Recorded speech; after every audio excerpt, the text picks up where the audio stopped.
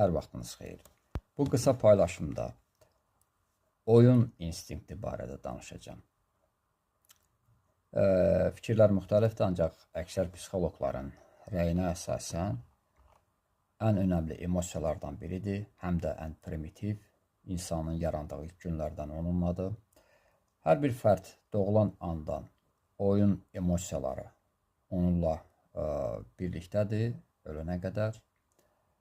Oyun emosiyaları insan beyninin orta beyində proqramlaşdırılır, oradan idarə olunur və insan doğasında, biologiyasında oyun instinkti tam təbii, normal haldır.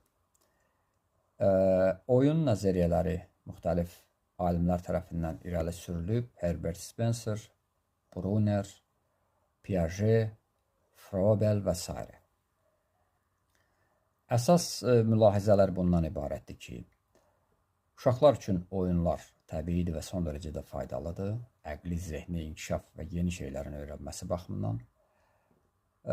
Yetkin yaşına çatmış şəxslər üçün oyunlar eyni dərəcədə önəm kəsb eləyir. Çünki yaşlılar, yetkin yaşına çatmış şəxslər üçün də müxtəlif oyunlar kömək eləyir ki, toplanıb qalmış artıq enerji çıxarılsın və insan əqli və zehni baxımdan sağlam qalsın. Ancaq təəssüflər olsun ki, insan hər şeydə olduğu kimi oyun instinktini və emosiyalarını da bir sıra hallarda negativ anlamda istifadə edir. Və dahi Nizami Gəncəvi bu məsələdə toxunub. İkiyüzlü oyunlardan söhbət edib, ikiyüzlülər haqqında bir sıra məqamları açıqlayıb. Bildirib ki, bəzi insanlar oyun qurmaqda mahirdirlər. Onların dili çox şirindir, ancaq içlərində isə qəlbləri düyün-düyün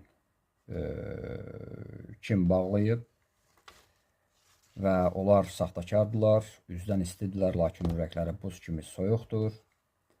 Sərxoş deyilsənsə, bu cür oyunlara aldanma, böhtana düçar olmaq istəmirsənsə, onları ümumiyyətlə səsləmə. Belə oyun quran adamlar yalandan kifayət qədər danışırlar ki, özlərini sənə əziz göstərsinlər, sənə yaltaqsınlar, bəlkə yaltaqlansınlar, bəlkə nəsə qopartdılar. Ancaq məqsədləri başqadır. Zahirdə səndən eyni məqsədə xidmət edirlər, zərurət vaxtı isə mütləq qaçıb aradan çıxırlar. Bu qədər. Təşəkkürlər.